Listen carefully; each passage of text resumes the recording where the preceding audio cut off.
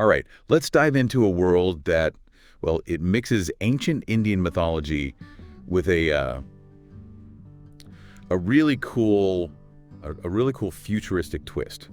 We're going to be looking at Amish Tripathis, the immortals of Meluha, and this is the first book, as you probably know, in his Shiva trilogy. Yeah. So picture this: you got this civilization, right? Really advanced technology, Yeah.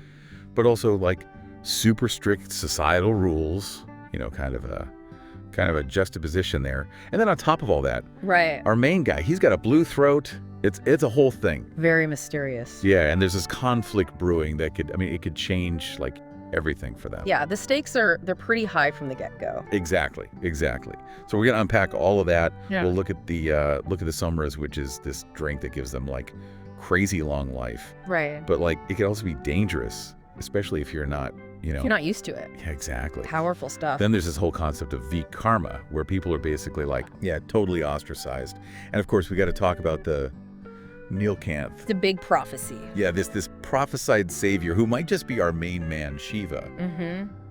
But is he really who everyone thinks he is? That's the question, isn't it? That's what we're here to figure out. So what stands out to you as we start looking at all this? You know, I think what's really fascinating is how Tripathi, he blends elements of like traditional Hindu mythology with this like totally fresh narrative. You know, he presents Meluha. It's this society that feels like ancient and futuristic all at the same time. Like you've got advanced technology, but like ancient beliefs and prophecies are still super important. Oh, totally. And it's that mix, that juxtaposition that I think really makes you think about, you know, things like destiny, free will, even like the nature of good and evil. Yeah, for sure. It's almost like looking in a mirror in a way. Right. You know, like our own world is dealing with those same questions as technology keeps advancing, but we still hold on to like these old values. Definitely. So let's get back to Meluha itself. We're talking about this empire, like technologically advanced, ancient India, they say, around like 1900 BC. Okay. All about order, duty, honor. Like everything's meticulously planned. Wow.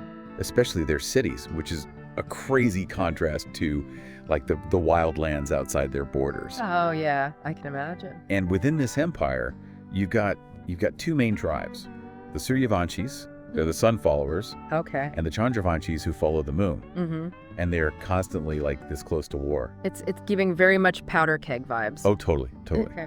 And then we got Shiva, our main man. He stumbles right into this whole mess. He's this like young tribal leader from like beyond the mountains, you know. And they invite him to immigrate to Meluha. And at first he's just like blown away by their tech, you know. Makes sense. And he's kind of intrigued by all the rules. But then, hold on, things get wild. Yeah. He transforms. What happens? Okay, so his frostbitten toe, like it heals out of nowhere. What? He gets super strong. No. And get this, his throat turns blue. Whoa, hold on, rewind. Blue. It's a whole thing. That's got to be significant, right? Like it can't just be a random thing. Oh, it's definitely significant. It means he might actually be the Neelkanth. Like the actual prophesied savior? The one and only. Wow. But I mean, not everyone's buying it. Oh, of course not. It's Yeah. like the emperor's all in, but some people are skeptical, some are curious. Yeah. And it's that mystery that like, is he or isn't he? Yeah. That really, really gets you hooked as a reader. Oh, absolutely. Keeps you guessing the whole time. Totally. It's like watching a master chess player. You know, like they make a move and you're trying to figure out like, what's their strategy here? What are they thinking? Speaking of strategy, we got to talk about Meluhan society. Right. They've got this super intense caste system, right? Like your whole life is basically determined by what caste you're in. Wow. So like born into your role kind of thing? Pretty much. And then there's this idea of Vikarma, which is basically like people who are seen as, I don't know, like impure or something. Impure. Yeah, like if they get sick or have some kind of misfortune, they're like shunned, you know. Wow. It's a whole system that like raises a lot of questions about social justice, prejudice, all of that. Oh yeah, absolutely. What are your thoughts on that? It makes you think, you know, like how we label people in our own world, right? Based on things they can't control. But back in Meluha, this is all tied up with the summaries, which is this this mysterious drink that gives them their long lives and keeps them healthy. Oh, right. The life-giving stuff. But you said it was dangerous, too. Yeah, especially if you're not, If you're not Milohan. Yeah, exactly. And it makes you wonder, like, is Shiva's transformation, is that connected to this summaries? Oh, interesting. Is it a blessing? Is it a curse? Yeah. Like, what's the deal? Yeah, what are the long-term consequences? Yeah. It's like this, like a potent elixir, a shortcut to a long and healthy life. Yeah. But, like, you gotta wonder at what cost? Like, is it messing with the natural order of things? It makes me think about, like, all the supplements and stuff people take today to, like, live longer. Mm-hmm. Are we on the same path as these Maluhans? And if so, like, what are we risking? Right. It's a good question. We can't forget about the conflict, though, with the Chandravanshis. Oh, right. They're the ones who are accused of polluting the Saraswati River, which is where the summaries comes from. So they're seen as the bad guys, basically. Pretty much. But what's interesting is that, like, Tripathi, he doesn't just paint them as, like, pure evil, Okay. He gives them a voice. Like, you get their perspective, their beliefs. And it makes you think, are they really evil? Or are they just desperate?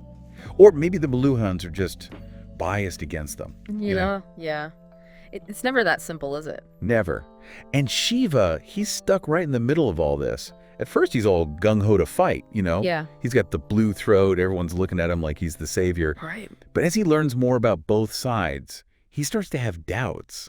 Like, is this war even justified? Oh, so he's starting to question things. Yeah, and that's a big turning point for him. He's not just blindly following what everyone tells him anymore. Right. He's thinking for himself, searching for the truth. And that's going to lead him down a pretty interesting path. Yeah, I bet. It's like he's waking up from a dream. Like, suddenly the world's way more complex than he thought. It's like that for all of us sometimes. And all of this plays out as he's traveling through Maluha. He's meeting different people. He's seeing what their society's really like. So who does he meet? Like, who are these characters that are really impacting him? Well, there's this one encounter that really stands out. It's with a pandit, this really wise guy. Okay. And he basically challenges Shiva's whole view on the Vikarma system. Oh, wow. Like, he makes him think about, like, is it really fair to judge and ostracize people just because of their circumstances, It's a powerful question for sure. Yeah, and it shows how important it is to have empathy, to really think critically about things. Definitely. Shiva's being asked to look beyond the surface, to question what he's always been told, and to consider, like, the human cost of all these societal rules. And that brings us to one of the most intense parts of the book, the war with the Chandravanshis. Things get real. Yeah, I bet. So what's that like? Like, how does the war actually start? So, like, how does the war actually start? Well, it's like everything just explodes, The Maluhans, they unleash their full, like, technological power, and you see how disciplined they are, how strategic they are, like, especially with that human ram formation. Have you heard about that? Yeah, the what? Human ram? Yeah, it's pretty intense. Like, they basically use oh, okay. Yeah, I remember now. It's like they create this wall of guys. Yeah. And just, like, plow through the enemy lines. It's brutal, but it's also, like, you can't deny they're effective. Right. But the thing is, like, even with all their tech, all their strategy, war is still war.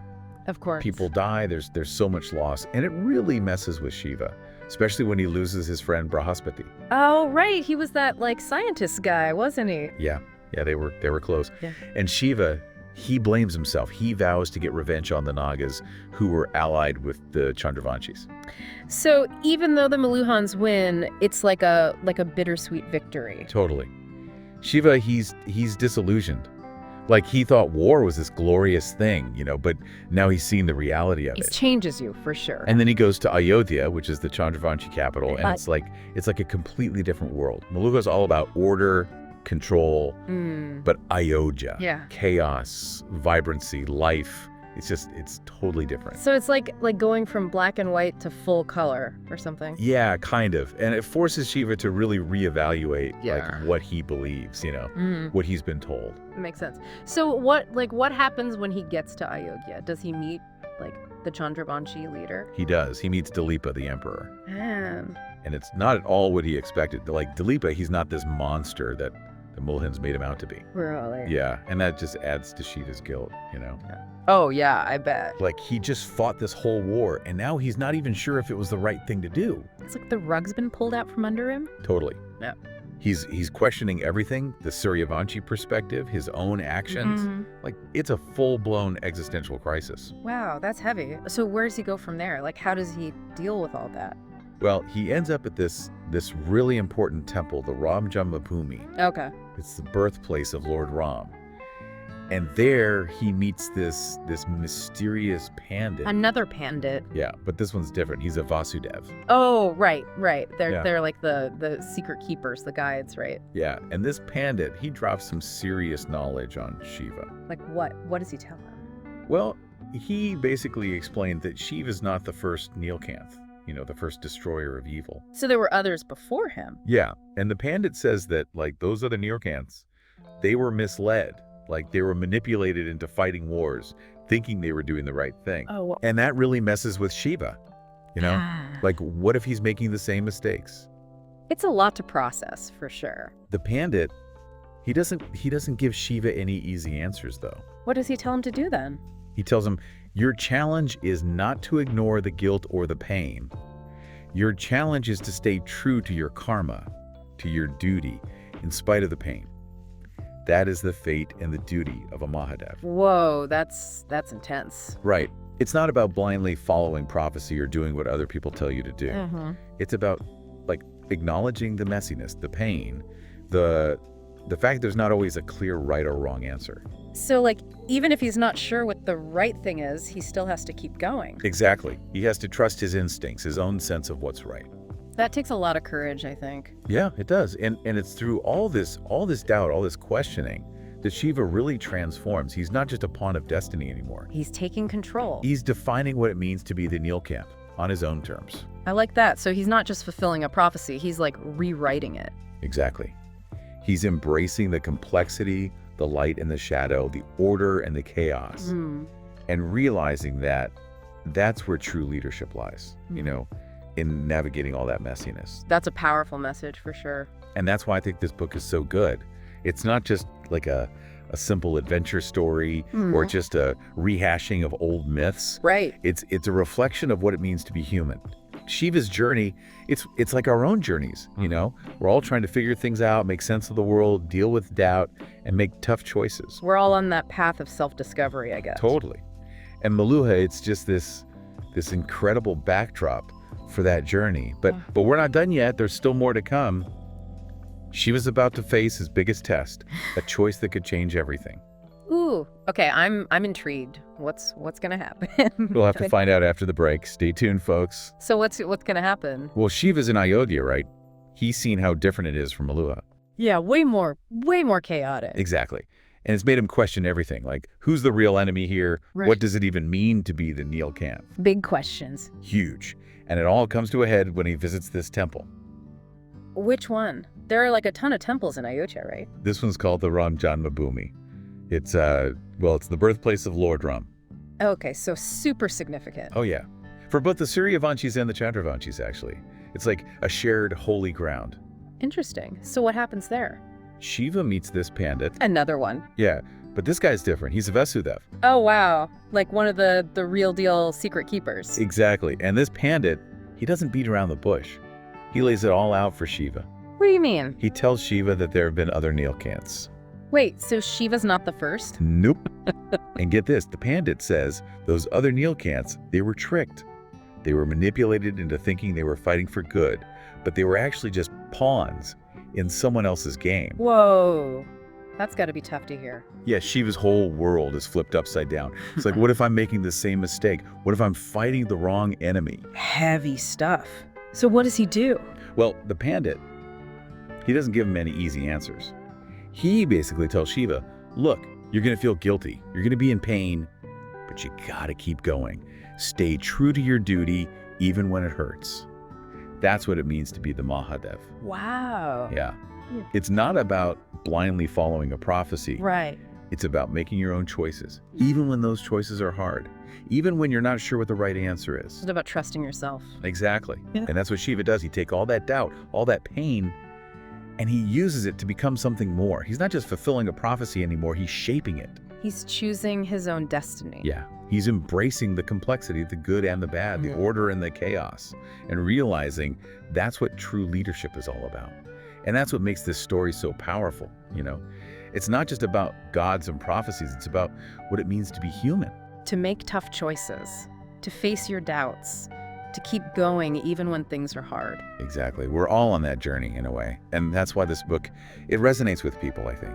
It reminds us that we all have the power to choose, to grow, to become something more. It's inspiring, really. It is. And that's a wrap on our deep dives into the Immortals of Meluhha.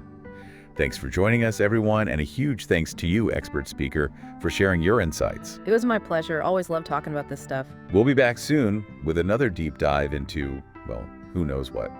But it'll be something fascinating, that I can guarantee you. Until then, keep reading, keep exploring, and keep asking those big questions.